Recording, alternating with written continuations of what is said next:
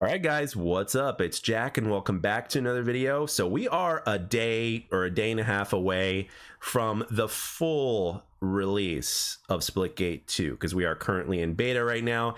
And I think that the devs, right, the kind of vibes that I've been getting from the devs and the dev team in terms of everything that we've gotten so far and everything that we're about to get and that we're being teased and all the question marks and all that kind of stuff, as well as from the things that I saw that were in alpha from seeing other content creators, because I hadn't played it myself, and then now in terms of where we are in beta and in terms of where we're going to be at launch, I think the devs want to basically, have set the tone to where it's like, okay, this is really a beta and it's going to be significantly different and more when we go to full release, right? Because there's, for the longest time, it's been like there's been this this saying said by players and other content creators out there to where it's like, no, it's not a beta, it's a full release, right? So I know Call of Duty basically goes through this, has been going through this every year. It's like, no, it's a full release, there's hardly any difference, just a couple minor things. But I think these guys want to take it to another level to where it's like, no, this is going to be like, a legit significant difference from when we fully launch compared to what you guys are getting now. Now, this video is basically going to be all about, a few requests. Now, granted, it's not everything. Some of the things that you guys have mentioned to me in the comment section or streams are on here. Now, granted, again, it's not everything. Just a couple of things that I would personally like to see, but also there's a few things in here on this list, like a handful of things actually, that I think are absolute necessities. And if these things make it into launch on day one, as in this Friday, it is going to be an absolute huge W. And again, it's going to be setting the tone in terms of how it's done, because there are so many different features in games, right, that should be there and actually used to be there at launch like many years ago, and now are omitted and they're not there until sometime after launch, whether it's because the game is being rushed or whether it's for whatever reason, they're just not there. So I think the Splitgate 2 devs have the ultimate opportunity to basically re-show the world to where it's like, hey, this is how it's done. You know what I mean? So let's get right into it. So, and as always, in traditional fashion, you guys in the comment section below can add on to this in terms of things that you've experienced or things that you like to see, et cetera, et cetera. Some of the things that were mentioned in previous videos will be on here, but we're not going to go in depth into them because there are solely dedicated videos to that. So let's get right into this. So I'm going to go from top to bottom. So obviously, as we get closer to the bottom, things are going to be a little bit more important. So one thing that I would like to see is a visual indicator of low enemy health. Now, we already kind of have that, but I think it needs to be a little bit more pronounced. Like when you look at a game like Halo Infinite, you can tell when somebody's shields are down from like any distance. If we had something of that nature in the game, I think that would be something that would be really cool. So that way, this also helps out every player, not just the people that are super hardcore players, but also the ones that are super casual, because if they're going to see somebody that's like, that's like kind of like pulsing or something like that, they're gonna be like, okay, that's the target I need to shoot, because they're like, let's say below 50 health and they're pulsing, so I got to try and finish them off or something like that, right? So I think whether you're in a Slayer playlist or whether you're in a like in a team deathmatch playlist or an objective playlist, I think something like that comes in handy greatly, especially since there's a little bit of a respawn delay to where you can buy yourself and your team some time in order to make that difference. So if you eliminate that player who's weak first, then it also helps the solo player out, it helps teammates. It's just an overall good thing in my opinion. Next up, improved sound when getting killed. This is kind of a nitpicky thing. Right now our kill and our kill assist sound or assist sound are pretty much the same, but it doesn't really pack a punch unless you get a headshot. Headshots in this game sound amazing. If we can get a different kind of sound to where when you actually get the full-on kill, a kill, not an assist kill, to where the sound really packs a punch, I think that'd be something that'd be awesome. And the current kill assist or assist, can pretty much remain the same. It's still an audio indicator to where it's like, okay, you got that guy, so which is fine. But again, this is a nitpicky thing. It's not necessarily a necessity, but at the same time, it's nitpicky enough to mention. Let's put it that way. Let's see. This one here, they've kind of already done in the recent playlist update, but hopefully it'll be there permanently at least. And that is Team Deathmatch as its own playlist. Obviously, I would also like a free-for-all, but a Team Deathmatch being its own playlist, I think, is a big deal. Team Deathmatch remains to this very day the most popular in at least 90% of first-person shooters out there, remains the most popular game mode. So I don't think that should be any different in this game. So I highly request Team Deathmatch is its own playlist, and plus it keeps people that just like to get kills like me on those playlists, you know? So, all right, next up. This is again something. This is a little bit of a page from Halo, but like for precision weapons, like your burst fire weapons, or or your DMRs in the game, I would like for there to be a perfect kill medal, as well as the announcer, in there, whether they say perfect kill, or whether they say something else, or like a marksman or something like that, or or a sharpshooter or something like that. To where it takes the least amount of bullets to get a kill with like a precision weapon or something like that. That would be awesome. If you do that, like if you get the fastest, the fastest kill with the least amount of bullets to get that kill, I think there should be something that kind of rewards that, not just in medal form, but for the announcer to like say it out loud. It's something that Halo started doing in Halo 5, and they still do it in Halo Infinite today, and it's very satisfying whenever it does happen. So I think this game needs to do the same. So all right. Next up, if there are people out there that get streaks when they get on kills, and that's pretty much rewarded, right? You see the announcer, double kill, triple kill, all that stuff, foregone, all that stuff. But what about for objectives? What if you get a player that's actually on a streak, going for objectives, and they haven't died? It's like, I think there should be something there for them as well. And of course you've got your objective defenders that are amazing, that are great at defending objectives, right? And they can go on a streak and keep five people, you got the other team rushing them, right?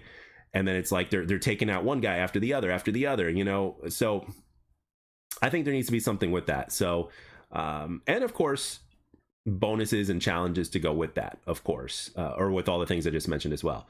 All right, and of course, changes in kill sound when on specific streaks, like some sort of variation. I think that would be cool as well. Now, those are nitpicky things. Okay, now as we get like down the list here, we're getting into things that are a little bit more important. So accolades for each match to be showcased for players at the end of matches. Like for instance, we have them in numbers, right, in terms of the scoreboard and stuff like that, like most damage dealt, most kills /assists, most objectives, highest streak, etc., and having challenges to go with that would be great, as well as tiers for that. But when we're looking at the end screen, where you see on the top you'll see the enemy team, on the bottom you'll see the your team or whatnot.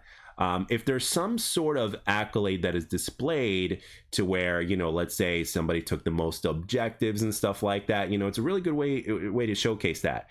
And it's really quickly too. It highlights something that each player did very, very well on their team that makes them effective for their team. They like, for instance, a player may not be able to get the most damage or kills and stuff like that, but if they did an amazing job taking an objective, or if they were the best defender by trying to keep people off of the objective from the enemy team from scoring and stuff like that, and it's shown up there as an accolade, guess what? If you're a Slayer, you're going to want that person to be on your team. So this actually opens up the possibility, beyond just looking at numbers and stuff like that on a scoreboard, which most people just look at their own scores. But if you've got something like an accolade that's like highlighted at the end of a person's character on screen, it's very easy to basically tell this player that it's like, okay, this player may not be very good at slaying, but guess what? They're a boss with the objectives. That's the kind of player that I would want on my team. You know what I mean? So this is a good way to add other friends whenever you play pubs, or even if you decide to play ranked. You know what I mean? All right. Next up, wagers for blue tickets for customs or party games. So, we have this in-game currency for, with blue tickets or whatnot. And that to me screams the opportunity for party games, such as wager matches, kind of like the way they were done in Black Ops 1. And obviously in customs, like having the opportunity to do that in customs would be awesome, right? I mean, imagine having custom games, let's say we can kind of treat them like poker chips, even though they really don't have, any effect. They're not really worth any money. It's not like you can buy them, from the store to get more blue chips. You have to do challenges, right? So we don't have to worry about the gambling aspect, or at least I don't think so. But major wager matches were done back in Black Ops 1. So if you did something like that in this game, as long as, obviously, as long as it's perfectly fine legal wise, I mean, I don't see a problem, but at the same time, I could be wrong. But wager matches or party games and stuff like that for, you know, for getting like for getting an amount of blue chips would be great, you know what I mean? And in customs, at least in customs, if you can put some blue chips on the line or something like that and wager for it, it's like, why not? You know what I mean? And the thing is, ultimately, you know, if there are specific types of camos and stuff like that you can get with these blue chips or something like that in the future, it's like, you know, wagering them would mean something, you know, because it's like, okay, you know, it's going to take me longer if I lose, you know what I mean? So, and at the same time, it gives players the ultimate bragging rights, right? So it's like, you know, implementing that in ranked would be interesting too. But anyway, just a thought. Okay, next up, this is something that you guys have mentioned to me in the comment section as well as on stream as well. Aim assist on console needs to be fixed, and what this means is, you guys have been telling me that on console, which I haven't played yet, you know, especially since we don't have 120 hertz on console yet on current gen. You guys have been telling me that the aim assist is noticeably stickier, in other words, stronger on console compared to PC. So if that is the case, I would like it to be the way it is on PC, because for me, I mean, I've even made a dedicated video on it, and obviously not everybody's going to agree with me, but you know, but I think in my experience, at least, you know, I think the aim assist is in a good spot, but at the same time, I've only been playing on PC. I've got 50, if not more, hours into this game already, and it's all been on PC. I haven't touched console, and I'm not going to until we get at least 120 hertz. But at the same time, you know, I've got the PC thing going on, so there is that as well. So let's see what is next. Obviously, a solid steady 60 frames per second on last gen for PS4 and Xbox, you know, One, obviously. And next one up is a big one that a lot of games really just haven't had in a long time, at least, especially a game like this, and that is ranked mode at launch. If they manage to get ranked mode at launch, which is, I think, this is something that they're aiming for, would be absolutely huge. This will also help make the pub side of things more, you know, a little bit more relaxed, so to speak, because all those ranked players, you know, they're going to be going into ranked mode and they're going to be, you know, grinding that, you know. So for the people that are just naturally a lot more competitive than others, you know, they're going to be having something to basically grind for as far as ranked is concerned. And of course, there's going to be, you know, we're going to see how that works. That's going to be very interesting. I've already made a dedicated video on it, so it's going to be very interesting to see how that's going to work. Next one up has a question mark next to it, and that is weapon tweaks. Obviously, like every other game out there, there are things that are stronger and weaker and things that are going to be needed to be nerfed and buffed. You know, there's one of the submachine guns right now, I think it's used by the Meridian, that fires these plasma, you know, types of, you know, projectiles at you really quickly. Can get you even from a distance, especially if you know, lead your shots a little bit, but it doesn't appear that hard to use, because I see the rate of fire on that thing, it's pretty quick, so you don't have to lead your shots like crazy. So that thing is really, really strong. I see that getting a nerf, or the devs can actually take a different approach to where they can actually buff everything else around that weapon. That's something that some players have been requesting for a long time over time, because sometimes when you nerf a weapon, people just don't use it anymore, or they're going to use it significantly less. So if they kind of take a Modern Warfare 2 approach to where everything is strong, or just, you know, buff things up to match that weapon, I know it's more time consuming. I know it's probably more confusing mathematic wise and data wise, you know, and even time wise as well, you know, because nerfing one thing takes less time than buffing like a handful of things to kind of match it. But I don't know. I mean, the way the weapons are designed in this game, in terms of, you know, you ultimately just, you know, you've got, you know, 5 different weapons that have variants, so it's like a total of 15 main ones. So you never know. I mean, I don't know if I don't know which way the devs are going to go with this. They're probably just going to nerf the one weapon that needs to be nerfed, but just something I thought worth mentioning in the video. So next up, of course, in-game stats / leaderboards. Don't get me wrong, whenever we have, you know, if we have a splitgate.gg, you know, it's absolutely better than nothing. But over history and over time, you know, those things aren't always very good, and they're always not very reliable or spot on in terms of the statistics. So for the devs to develop, their in-game stats and leaderboards would be great, even if it's their own website, right? Even if, let's say you have a very basic version that is in the game, and then all of a sudden you have something like what Halo did back in the day with Bungie.net. For those of you guys that remember back in the OG days, shout out to my fellow OG players, by the way. Back in the day there was Bungie.net, and if you wanted really detailed specifics and breakdowns of what your performance was in multiplayer, that's where you'd go. You'd go to Bungie.net, and it would give you everything up the wazoo. I mean, that right there is what we call a combat record, right? And then, of course, the leaderboards. And speaking of leaderboards, I would really love for there to be very specific categories in leaderboards, because things like, let's say, challenges, I think need to be their own thing. There are players out there that want to like maximize everything in the game, right? So they want to get all the challenges done for all weapons and stuff like that, et cetera, et cetera. So I think if we have its own dedicated category for challenges, a leaderboard for challenges completed, and we're not just talking daily, weekly, monthly, but we're talking things like, the challenges for the weapons and stuff like that, specific weapon challenges, and anything else that's in there, whether it's, related to the perks, the weapons, the abilities, whatever it is, right? There are people out there that are going to 100% this game, and they absolutely love doing it, and it's part of first-person tradition, especially when it comes to pubs, right? So I think there needs to be leaderboards for this category alone, for people that actually do that. And obviously, as you guys know, there's going to be additional seasons coming with the game, so there's always going to be challenges to go for. And of course, we've got an in-game progression system as well that can only add to that, you know what I mean? Which is why the last thing on the list is an in-game progression system. There's already hints of that being in there, and when you put everything else into the mix, I think this would work very, very well. And let's put it this way. The handful of things that I mentioned at the end of the video, so like, let's say, wagers, party games, the aim assist on console being fixed, the proper frame rates, holding steady at, both last gen and current gen, ranked mode at launch, weapon tweaks if needed, in-game stats and leaderboards, and a progression system.